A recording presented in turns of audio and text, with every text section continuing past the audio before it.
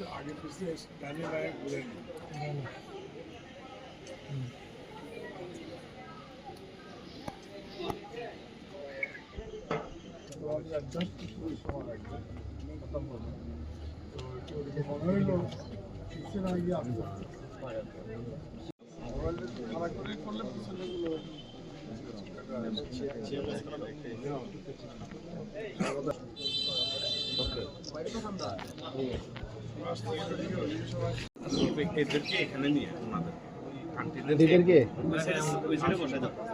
সংগ্রামী সভাপতি জননন্দিত নেতা জনাব ওয়াদুদ ভূঁইয়া আপোষহীনতার মধ্যে এই খাগড়াছড়িতে ছিলেন।